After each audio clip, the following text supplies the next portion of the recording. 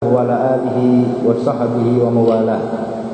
Hadirin yang dimuliakan Allah Subhanahu wa taala, saat ini kita memasuki hadis yang berkaitan tentang masalah khauf atau menganjurkan kepada kita takut kepada Allah Subhanahu wa taala.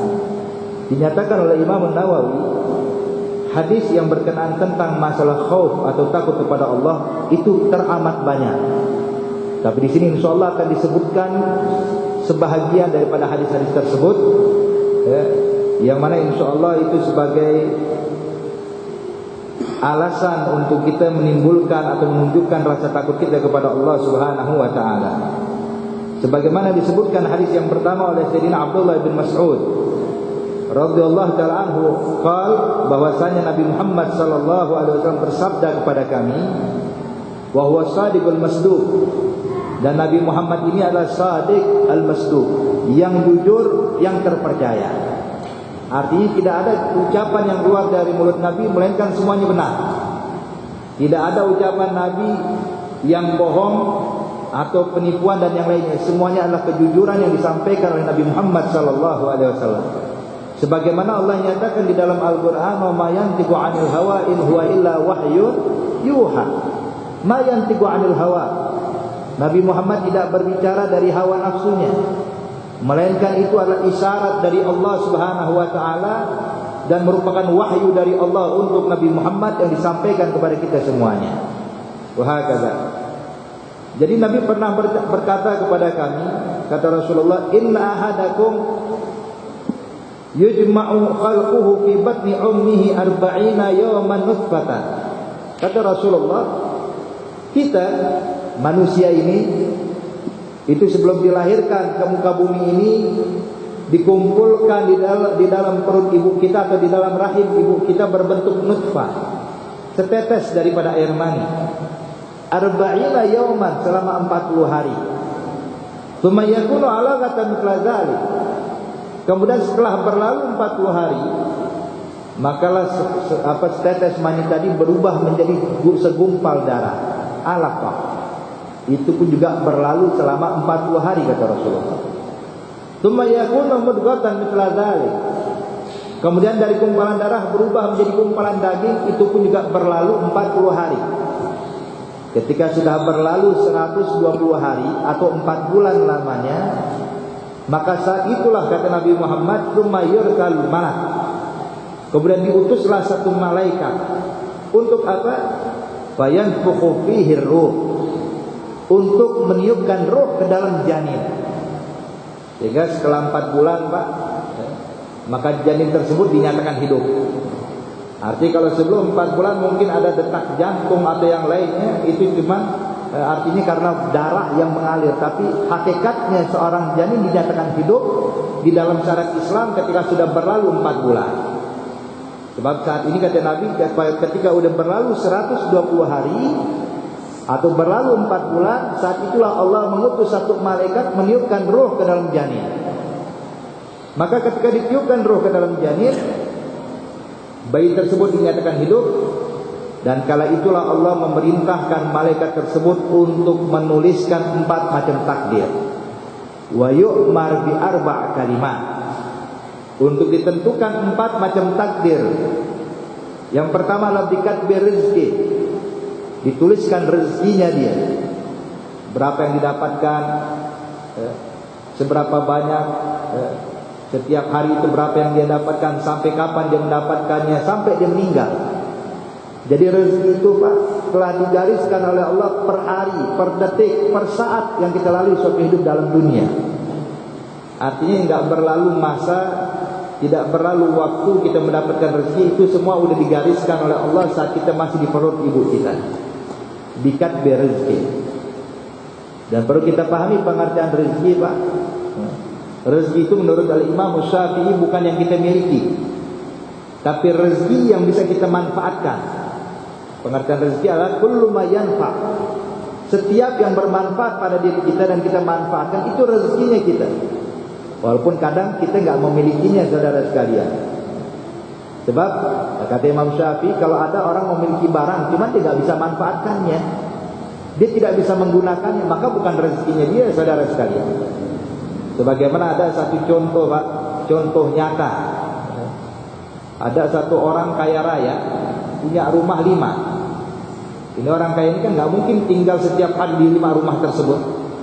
Dia hanya ditinggal di salah satu rumah. Mungkin sebulan sekali baru pindah ke rumah berikutnya untuk menengoki atau semacamnya. Lalu siapa memanfaatkannya? Ya para pembantunya, pekerjanya memanfaatkan itu rumah. Maka itu rezeki dari buat para pembantunya. Walaupun si pembantu bukan memiliki itu rumah, tapi dia ketika memanfaatkan itu rumah, maka dialah yang mendapatkan rezeki itu rumah. Tapi sebaliknya orang yang kaya raya, yang punya rumah mewah tadi, yang punya rumah banyak, ketika dia tidak menempati rumah-rumah tersebut, berarti walaupun itu miliknya tapi bukan rezeki untuk dia. Maka di sini kata Imam Syafi'i, pengertian rezeki adalah kullu ma yanfa' walau muharrama. Walaupun haram. Walaupun haram. Ada orang main judi Pak, menang, haram hukumnya. Ada rezeki buat dia, rezeki yang haram. Maka kita dianjurkan untuk meminta rezeki yang halal, bukan rezeki yang haram. Ada pendapat Imam Syafi'i. Jadi rezeki sudah digariskan oleh Allah. Dan rezeki yang ditakdirkan oleh Allah untuk kita, itu nggak bisa kita tambahkan dan tidak bisa kita kurangkan, saudara sekalian. Nggak bisa bertambah dan tidak bisa berkurang. Kalau berkah, iya. Sebab beda masalah bertambah dengan berkah Pak ya. Kalau berkah itu yang kita miliki bisa kita gunakan semaksimal mungkin. Yang sedikit cukup, ini berkah namanya. Tapi kalau rezeki atau harta banyak cuman nggak berkah, walaupun banyak seperti apa, nggak bakal cukup saudara sekalian. Selalu kurang, selalu punya masalah. Makanya kita lihat, perhatikan orang yang suka korupsi, yang miliar-miliaran ya. Itu yang korupsi itu Pak bukan orang miskin, orang yang kaya raya. Yang kalau dihitung hartanya sebelum dia korupsi luar biasa banyaknya saudara sekalian. Arti kalau orang miskin memiliki harta seperti hartanya dia, itu udah cukup hidup keturunan saudara sekalian. Nggak perlu dicari nafkah lagi, sudah punya harta berlimpah, miliaran dia punya. Cuma lihat ketika tidak ada berkahnya, selalu kurang. Sehingga hawa nafsu dia memancing dia untuk mengumpulkan harta dengan cara apapun, bahkan dengan cara haram sekalipun, na'udzubillah. Tapi sebaliknya orang yang hidup sederhana tapi memiliki keberkahan dalam harta, apapun yang dimiliki dia merasakan seakan-akan di dalam surga Allah Subhanahu wa ta'ala. Ini yang artinya berkah saudara sekalian. Jadi jangan pernah menilai orang yang sukses itu adalah orang yang paling banyak hartanya. Tapi orang yang sukses itu di dalam dunia orang yang paling berkah hartanya. Nikmat, sederhana tapi nikmat saudara sekalian. Sebagaimana satu contoh dikisahkan oleh ulama.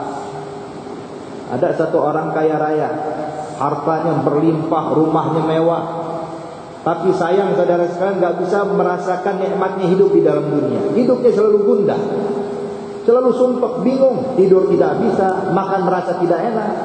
Padahal fasilitas kehidupan semuanya ada pada dia, tapi dia merasa beban begitu besar sehingga dia tidak bisa merasakan nikmatnya hidup. Ketika dia sedang termenung memikirkan tentang keadaan dirinya, nggak lama kemudian datang satu musafir. Ini musafir nggak punya rumah, nggak punya tempat tinggal, harta yang dimiliki juga nggak banyak saudara, miskin ini musafir. Bajunya compang-camping. Maka musafir ini ketika berlalu melihat ada pohon rindang tepat di depan rumah orang kaya ini. Maka dia pun duduk di bawah pohon yang rindang saudara sekalian. Ketika duduk di bawah pohon rindang, dia buka tas bekalnya dia, ternyata didapati roti yang kering. Diambil roti yang kering. Ini terus kemudian roti kering tersebut gak bisa langsung dimakan Pak, harus dicelupkan dulu ke dalam air. Kemudian diambillah sama dia gelas dan dituangkan air. Maka roti yang keras tadi dicelupkan ke dalam air, kemudian dimakan. Dicelupkan kembali, dimakan lagi. Terus begitu nikmatnya dia memakan roti yang kering tadi. Begitu dia tuntas, dia makan roti kering tanpa lauk sama sekali. Lauknya cuma air putih saudara sekalian, untuk melembutkan itu roti. Setelah dia makan, dia kenyang. Apa yang dilakukan?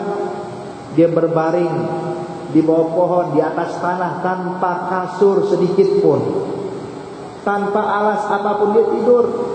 Kemudian dia mengucapkan sebelum dia tutup matanya untuk tidur, dia ucapkan dengan penuh kebahagiaan.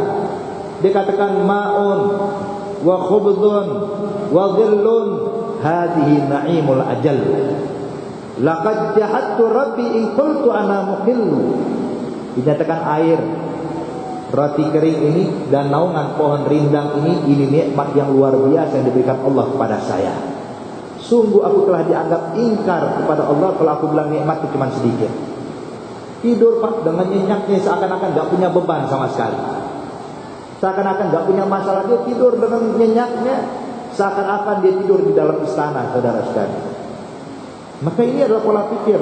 Ketika orang kaya tadi melihat kok bisa, dia gak punya rumah, tidur gak beralaskan kasur sedikit pun, makanan juga cuma roti kering dengan air, tapi dia merasakan kenikmatan yang luar biasa. Tapi saya punya fasilitas kehidupan kok gak pernah merasakan kenikmatan sebagaimana yang dirasakan orang tadi. Jadi menunjukkan orang yang sukses dalam dunia bukan orang yang paling banyak hartanya, tapi yang paling berkah dia punya harta, saudara sekalian. Bahkan hanya rezeki telah digariskan oleh Allah. Dan rezeki, saudara sekalian, kalau sudah digariskan oleh Allah sekian, kita tidak mungkin untuk bisa menambahkan dengan cara apapun. Tidak mungkin. Makanya dinyatakan oleh ulama,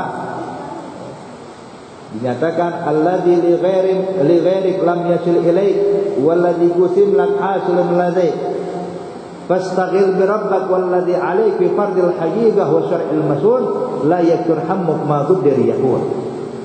Dinyatakan rezeki yang bukan untukmu enggak bakal kau dapatkan. Walaupun kau berusaha semaksimal mungkin untuk mengejar itu rezeki, tapi kalau digariskan Allah bukan buat engkau, maka engkau enggak bakal mendapatkannya. Akan tetapi sebaliknya, rezeki yang memang sudah digariskan oleh Allah untukmu, walaupun seluruh dunia manusia berusaha menghadangnya, maka mereka enggak bakal sanggup menghadangnya, sebab telah digariskan rezeki untukmu. Maka tugas kita, saudara sekalian, adalah berjalan di jalan yang diridhai oleh Allah. Jangan memikirkan ini dan itu, sebab semua ketentuan telah digariskan oleh Allah Subhanahu wa taala. Jadi intinya ada rezeki. Alladzi yusimlak hasilun ladih. Rezeki untukmu bakal datang kepadamu. Sedangkan rezeki untuk orang lain kau enggak bakal bisa untuk mengambilnya. Hakada ketentuan dari Allah Subhanahu wa taala. Kata barizqu, dituliskan takdir rezekinya, berapa didapatkan, sampai kapan. Dan dinyatakan dalam hadis, seseorang tidak akan meninggal dunia sebelum suapan terakhirnya masuk ke dalam mulutnya. Arti rezeki yang terakhir sudah masuk, baru selesai hidupnya. Tapi kalau masih ada rezeki yang belum sampai kepada dia, enggak bakal, saudara sekalian, orang tersebut meninggal dunia. Semua telah dituliskan oleh Allah Subhanahu wa taala. Wa ajalih, ajalnya, kapan dia meninggal, pada saat apa dia meninggal, di mana dia meninggal, itu pun telah dituliskan oleh Allah Subhanahu wa taala. Bagaimana pernah terjadi pada masa Nabi Allah Sulaiman alaihi salam. Ada satu orang datang ke Nabi Sulaiman, mengadu, ya Nabi Sulaiman, terus terang saya mengadu, ini di belakang saya ada orang yang saya enggak kenal, kok selalu ngikutin saya kemanapun saya pergi. Saya masuk ke rumah, dia tunggu di depan rumah saya siang dan malam.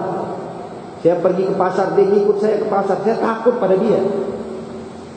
Nabi Sulaiman melihat orang ini, Pak, tahu kalau ini bukan manusia biasa, ini adalah malaikat yang menjelma manusia. Sebab dinyatakan oleh ulama yang namanya malaikat itu bisa menjelma menjadi sosok manusia. Dan kebetulan ini malaikat, Pak, bukan sembarang malaikat, tapi Nabi Sulaiman kenal ini malaikat Israel, malaikat pencabut nyawa. Maka Nabi Sulaiman mengatakan, kalau begitu akan aku urus. Dipanggil jin Ifrit. Salah satu pasukan Nabi Sulaiman, ya jin, bawa orang ini ke tempat yang belum pernah disinggahi manusia manapun. Maka dibawa oleh jin ini, Pak, ke tempat yang tidak dikenal. Hilang di hadapan Nabi Sulaiman. Begitu jin Ifrit ini membawa itu orang hilang, gak lama malaikat Israel itu juga hilang. Gak lama kemudian datang jin, melapor, sudah ya Nabi Sulaiman, sudah saya letakkan tempat yang belum disinggahi manusia. Kata Nabi Sulaiman, ahsan, bagus. berarti sukses menjalankan perintah. Tidak lama datang lagi malaikat Israel kepada Nabi Sulaiman sambil senyum. Kata malaikat Israel, terima kasih banyak ya Sulaiman, katanya. Loh kenapa? Terus terang saya bingung. Di catatan saya orang ini meninggal di tempat yang saat ini aku cabut nyawanya. Tapi saya bingung kok sekarang masih ada di hadapanmu. Aneh ini. Saya bingung, nggak mungkin salah catatan ajal ini. Dia meninggal di mana pada saat apapun ini nggak mungkin salah. Subhanallah, kebawa ke tempat tersebut, jadi saya tinggal cabut nyawanya saja, kata malaikat Israel. Sesuai saudara sekalian ya.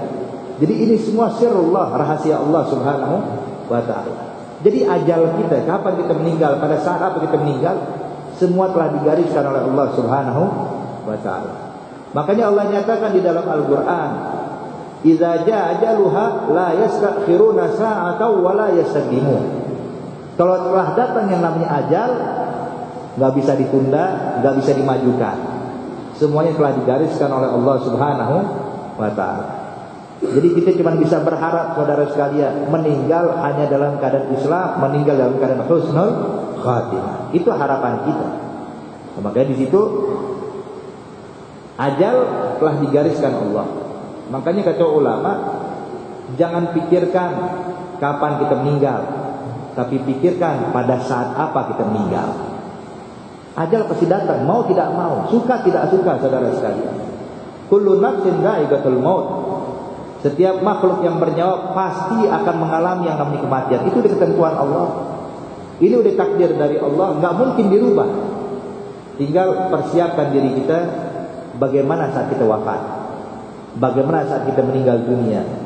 Ya, kita berharap insyaallah kita semua meninggal dalam keadaan husnul khatimah, meninggal dalam keadaan memeluk agama Allah, agama Islam yang diridhoinya. Amin ya rabbal alamin. Kemudian yang berikutnya wa amalih, amal perbuatan manusia. Ini pun juga telah digariskan Allah. Apa sih yang bakal kita lakukan selama hidup di dalam dunia? Apakah kita mengamalkan taat? Apakah kita mengamalkan maksiat? Apakah kita taat pada Allah atau melanggar Allah? Itu semua sudah digariskan Allah Subhanahu wa taala. Kalau ada yang berkata, "Beb, kalau begitu enakan, udah enggak usah beramal deh." Kan Allah digariskan takdir saya. Saya bisa beramal karena takdir Allah, maksiat juga takdir Allah. Ini ucapannya Pak ada benarnya, cuma juga banyak salahnya. Orang yang pasrah akan takdir. Kalau tadi amal perbuatan manusia sudah digariskan Allah, artinya saya berbuat baik atau maksiat semua sudah digariskan Allah. Berarti buat apa lagi saya berusaha? Udah saya duduk aja di rumah. Ya. Kalau saya berbuat taat ya kebetulan takdirnya Allah begitu. Kalau saya berbuat maksiat juga kebetulan takdir Allah seperti itu.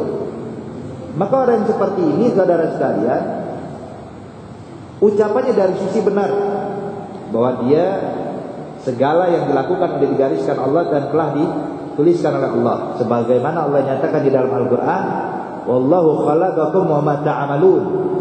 Allah yang menciptakan kalian dan Allah juga menciptakan perbuatan kalian. Kayak kita Pak hadir saat ini di majelis ini. Jadi karena Allah yang menginginkannya. Kalau Allah tidak menginginkan kita duduk di sini, mustahil kita bisa duduk di tempat ini saudara sekalian.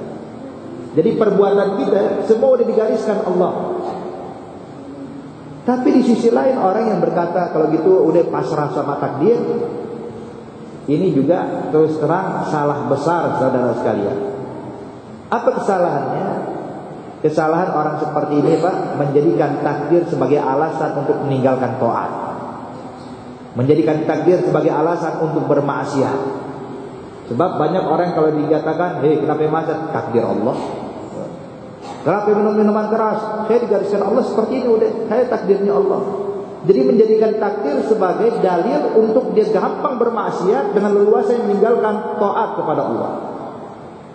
Maka perlu kita pahami Bapak dan Ibu sekalian, Allah memang telah menggariskan takdir kita. Sebagaimana ucapan Nabi Muhammad SAW dan juga firman Allah yang tadi kita sampaikan saudara sekalian. Tapi jangan lupakan bahwa Allah juga menyiapkan di setiap individu kita ini, di setiap hati manusia, ada yang dikenal dengan ulama ilmu tauhid namanya kasab. Kasab itu adalah kecenderungan hati untuk melakukan sesuatu. Makanya Allah nyatakan dalam ayat yang lainnya, wa hadainahu najdain, kami tunjukkan kepada dia dua jalan, tinggal pilih mau jalan yang mana. Kecenderungan hati ini yang dinilai oleh Allah Subhanahu wa taala. Jadi hati kita ini bisa milih Pak, berbuat baik atau berbuat maksiat. Makanya di situ orang yang menyatakan saya ini udah takdir Allah melakukan maksiat, ini adalah orang yang menyalahkan takdir Allah sehingga dia bisa dengan mudah bermaksiat kepada Allah. Jadi ketika orang dikasih kasar kecenderungan hati, dia ingin melakukan taat, ingin melakukan maksiat, itu kan diawali dengan kecenderungan hati, saudara sekalian. Sebab kata Nabi, awalud dzambil al-khatirah. Kata Nabi, dosa pertama sebelum orang melakukan dosa, langkahnya adalah khatir. Ya. Kecenderungan hati ini ingin berbuat maksiat. Sebab kadang orang kalau pengen maksiat Pak, dia udah ngatur dulu tuh dalam hatinya ya. Nanti jam sekian nih orang nggak ada, saya bakal melakukan ini. Nanti orang ke sana, saya kemari. Artinya udah pasang niat ya. Inilah awal dosa. Ini yang namanya kasar. Makanya kenapa orang berbuat dosa ditulis dosa oleh Allah? Padahal itu telah ditakdirkan Allah Subhanahu wa taala, sebab ini yang dinilai sama Allah. Kecenderungan hati seseorang untuk bermaksiat. Contohnya saudara sekalian, orang punya kecenderungan hati, hak memilih melakukan taat atau maksiat.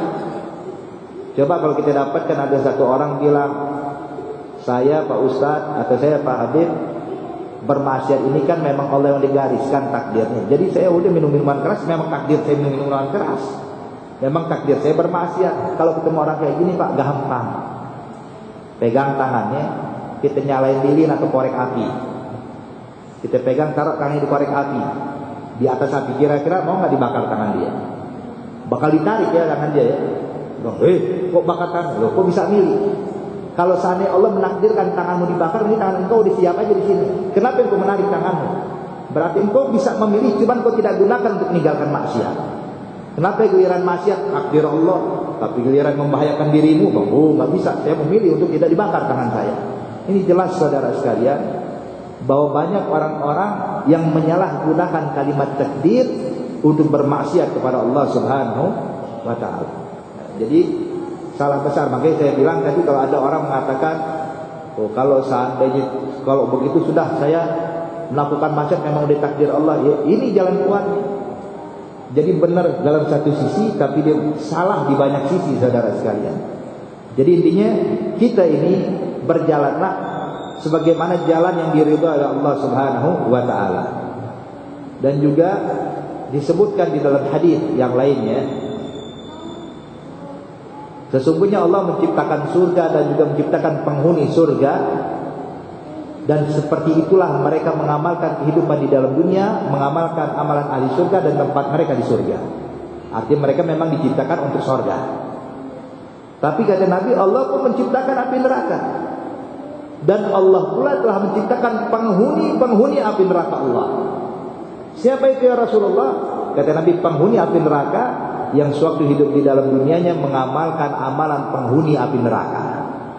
Artinya bermaksiat, melanggar perintah Allah, ini amalan penghuni neraka, di tempatnya di sana. Maka jadikan pola pikir kita saudara sekalian, ini hadis.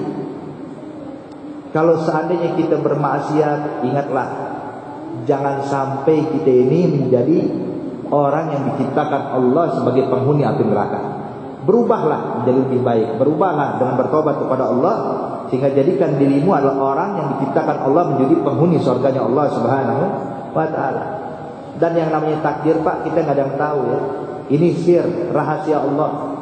Maka oleh karena itu, karena kita nggak tahu apa takdir kita, maka berusahalah menjadi penghuni surga. Berusahalah meninggalkan maksiat. Berusahalah mengamalkan taat sebanyak-banyaknya, sebab kita nggak tahu apa takdir kita. Jadi salah besar kalau orang nggak tahu takdir kemudian duduk manis santai, ya salah. Tapi berusaha untuk menjadi lebih baik, sebab karena itulah engkau diciptakan oleh Allah Subhanahu wa taala. Wasyaqiyun aw sa'id, beruntung atau merugi nanti di akhirat, itu pun juga telah ditentukan oleh Allah Subhanahu wa taala. Gimana keadaan kita nanti di akhirat? Apakah masuk ke dalam surga, apakah masuk ke dalam neraka, itu pun juga telah diciptakan oleh Allah dan telah ditakdirkan Allah. Yang tahu cuma Allah. Yang tahu keadaan kita di akhirat cuma Allah saat ini, saudara-saudara. Kita nggak tahu. Maka untuk itulah kita dianjurkan oleh Allah untuk selalu beramal taat, mendekatkan diri kepada Allah dan memohon kepada Allah. Ini yang bisa kita lakukan. Ini yang bisa kita laksanakan saat ini di dalam dunia. Sebagaimana yang diajarkan oleh Nabi kita, Nabi Muhammad sallallahu alaihi wasallam. Wasyaqiyun aw sa'id. Fawalladzi la ilaha ghairuh. Kemudian Nabi bersumpah, demi Allah yang tiada Tuhan selain Allah Subhanahu wa taala, inna ahadakum la ya'malu bi amali ahli jannah hatta ma yakunu bainahu wa bainaha illa zira' fa yasbiqu 'alaihi al-kitab wa ya'mal bi amali ahli an-nar fa yadkhuluha. Kata Nabi Muhammad, ada di antara kalian, bukan semuanya ini hadis ya. Kata Nabi, ada di antara kalian mengamalkan amalan penghuni sorga sewaktu hidup di dalam dunia. Tapi kalau takdir Allah berkata engkau bakal masuk neraka, maka orang tersebut, kata Nabi, di akhir hayatnya bakal mengamalkan amalan penghuni neraka dan meninggal dalam keadaan itu, dan tempatnya di neraka Allah. Na'udzubillah, tsumma na'udzubillah. Kemudian sebaliknya, kata Nabi, ada orang mengamalkan amalan penghuni neraka, tapi kalau ditakdirkan Allah tempatnya di sorga, pasti orang tersebut di akhir hayatnya bakal mengamalkan amalan penghuni sorga dan meninggal dalam keadaan itu, maka tempatnya di surga Allah. Persis sebagaimana kisah yang disampaikan saudara sekalian. Ada dua orang bersaudara. Sang kakak ini ahli ibadah, ahli taat kepada Allah, sehingga dia mengurung dirinya di dalam tempat ibadahnya. Ini dari kalangan Bani Israel. Beribadah di tempat ibadah khususnya, tempat khalwahnya dia. Hanya beribadah siang dan malam. Sedangkan adiknya sebaliknya. Adiknya ini ahli maksiat, Pak. Biasa minum minuman keras, biasa main judi, biasa melakukan hal yang diharamkan Allah siang dan malam. Jadi bertolak belakang, sang kakak ahli taat, sang adik ahli maksiat. Tapi lihat hikmah dari Allah. Rahasia Allah yang tidak diketahui oleh makhluknya, melainkan hanya Allah. Itu dikisahkan suatu hari sang ahli taat, sang kakak asik beribadat, kemudian dia duduk termenung. Bilang, saya tiap hari setelah beberapa tahun ini selalu mengurung diri di dalam ruangan ini. Saya nggak tahu dunia luar. Sedangkan adik saya di bawah senang-senang, foya-foya, bergembira. Maka dia bilang, coba deh saya turun sekali saja, ngerasain gimana sih nikmatnya dunia, ngerasain bagaimana sih rasanya enaknya hidup di dunia. Itu pesta foya, minum-minuman keras. Saya mau coba sekali saja, habis itu saya kembali lagi kemari. Pasang niat seperti itu, Pak. Di bawah sang adik yang biasa minum minuman keras termenung juga di waktu yang sama.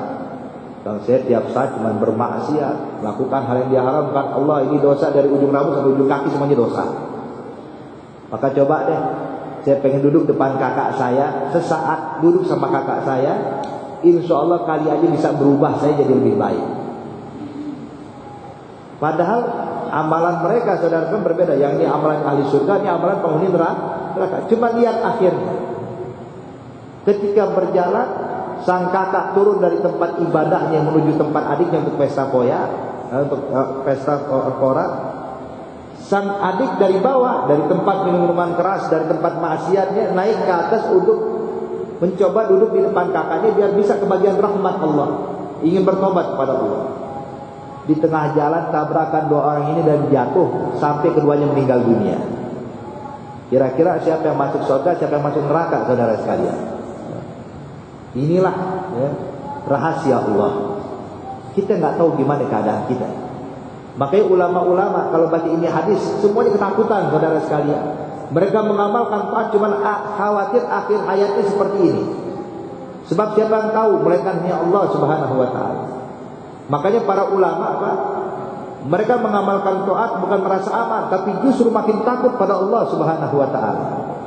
Makanya kata ulama, barang siapa yang merasa aman meninggal dalam keadaan husnul khatimah, maka ini adalah orang yang bakal meninggal su'ul khatimah.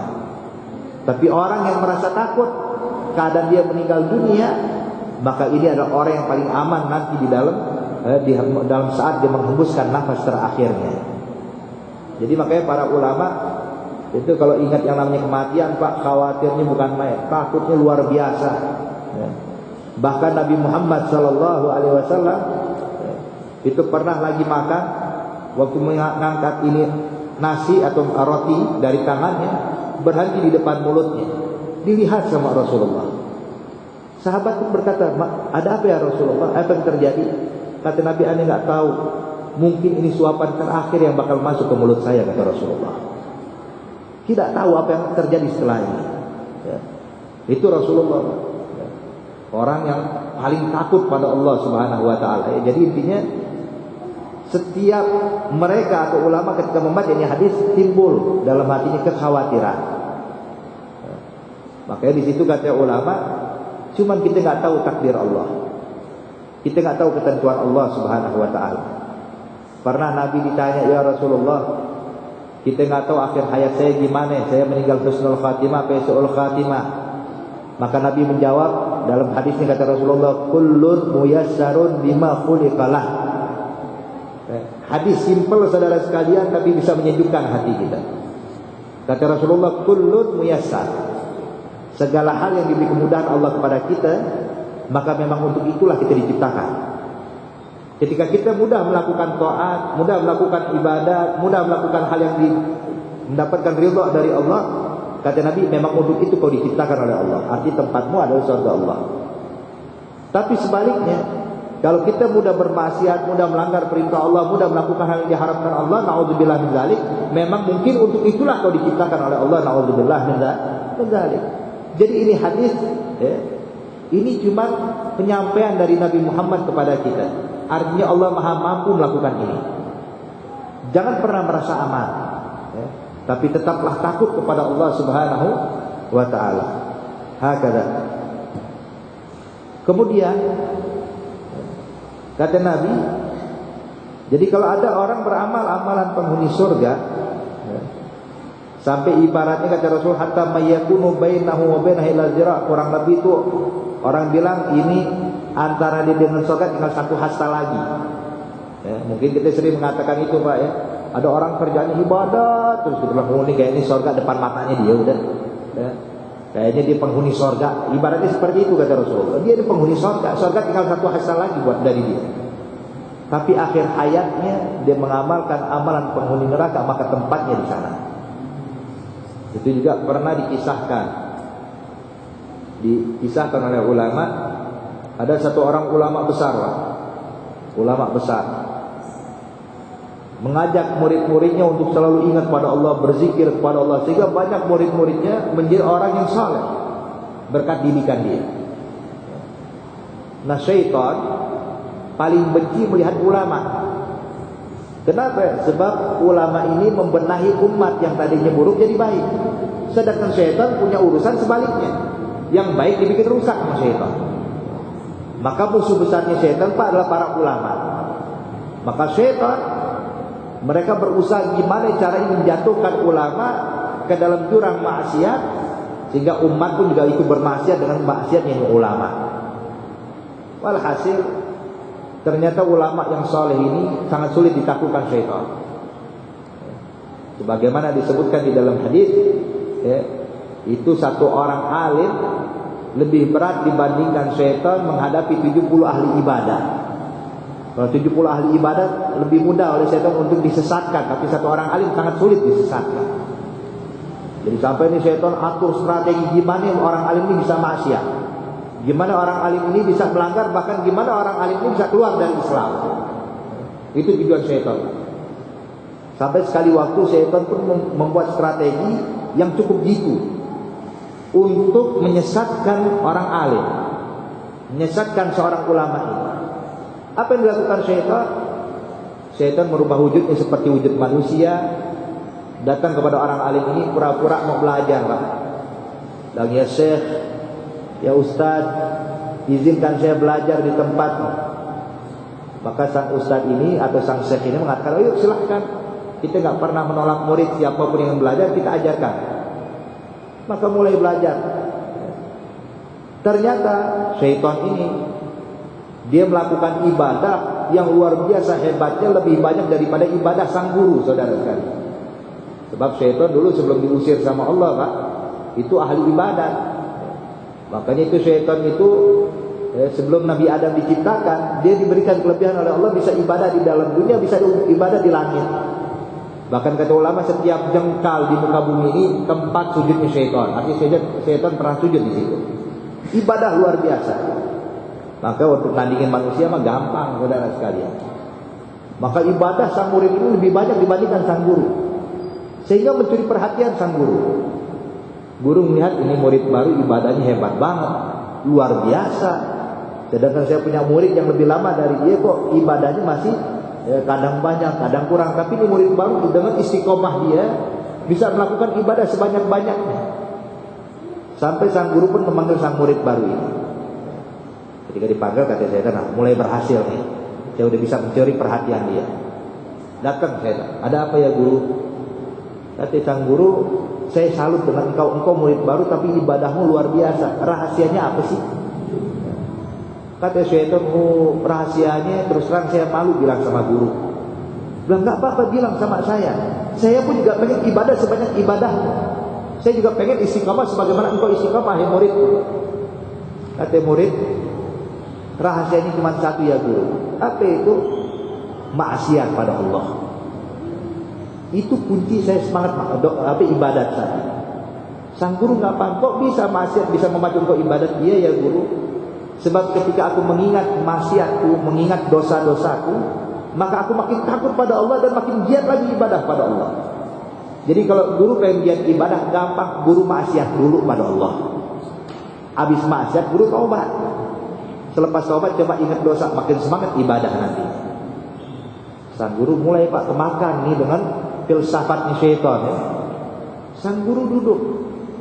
Dia bilang, iya juga sih ya. Artinya orang kalau selepas maksiat dia taubat bakal semangat ibadat. Cuman maksiat apa yang harus aku lakukan, kata sang guru. Kata syaitan mulai kemakan ya orang ya. Kata syaitan, gampang ya guru. Guru kalau pengen semangat ibadah luar biasa, maksiatnya jangan tanggung-tanggung, yang gede sekalian, yang besar sekalian. Kenapa? Jadi kalau udah tobat, ingat dosa tersebut, makin giat ibadah luar biasa. Dia bilang, maksiat apa? Kata syaitan, gampang ya guru, bunuh orang aja. Bunuh orang kan dosanya besar. Habis ini guru tobat. Setelah guru tobat, makin semangat ibadah. Kata sang guru, membunuh orang terlalu besar dosanya. Ya udah, berzina ya guru. Berzina juga besar dosanya. Kata ya udah, yang ringan deh, yang ringanan aja guru. Apa itu? Minum minuman keras. Mabuk dosanya nggak seperti membunuh, tidak seperti berzina. Sebab hukumannya beda Pak. Orang kalau ngebunuh hukumannya juga bunuh, hilangkan nyawanya. Orang kalau berzina hukumannya kalau belum pernah menikah dipecut, kalau udah pernah menikah berzina dirajam sampai mati. Tapi kalau minum minuman keras cuma dipecut doang 40 kali pecutan. Wah, kata guru benar juga. Ya. Udah aku pilih maksiatnya. Cuma saya nggak tahu tempatnya di mana. Kan syaitan saya tahu tempatnya. Ya. Syaitan saudara sekalian, saya tahu tempat orang maksiat minum minuman keras di mana. Dibawa ini guru saudara sekalian. Ya. Syaitan mulai masuk ya. Sampai ke tempat minuman keras ya. Sang syaitan bilang, oleh guru saya pesankan buat guru minuman ya. Sedikit gak banyak, guru tinggal minum. Kata guru baik.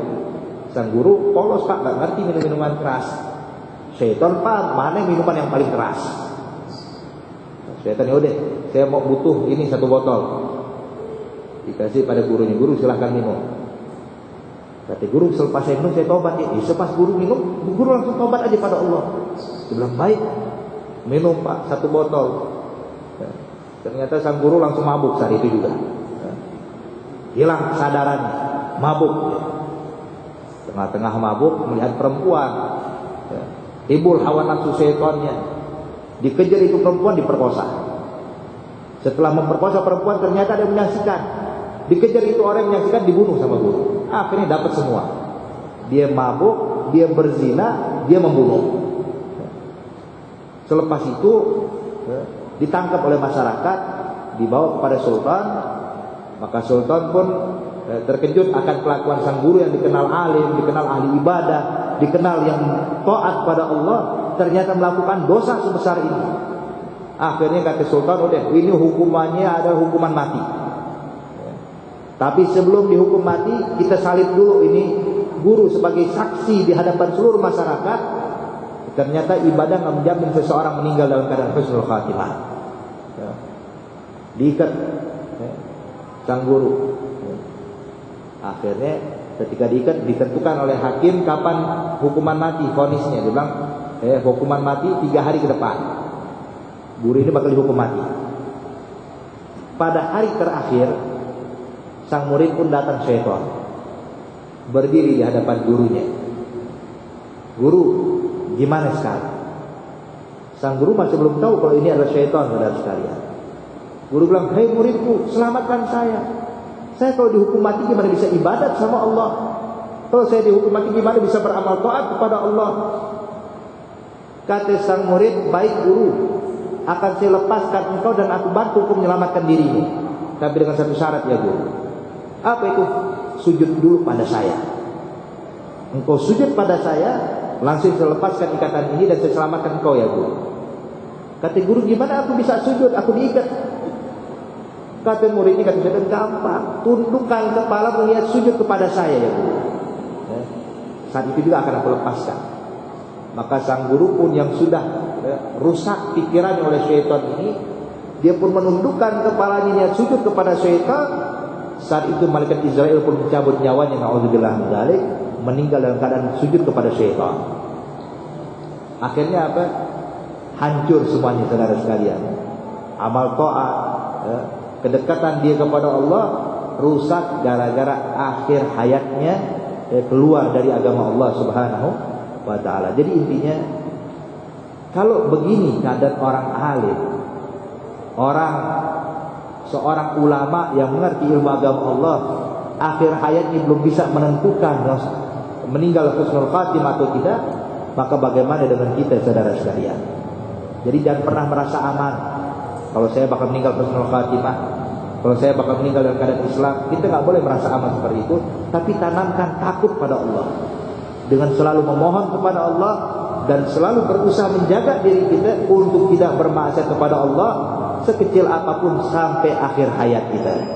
Dan semoga Allah Subhanahu wa taala melimpahkan taufik dan hidayah kepada kita semuanya, dan kita digolongkan orang-orang yang bisa meninggal dalam keadaan husnul khatimah, meninggal dalam keadaan yang diridhai oleh Allah dan masuk ke dalam surga Allah. Amin ya rabbal alamin. Saya rasa cukup sampai situ dulu ya.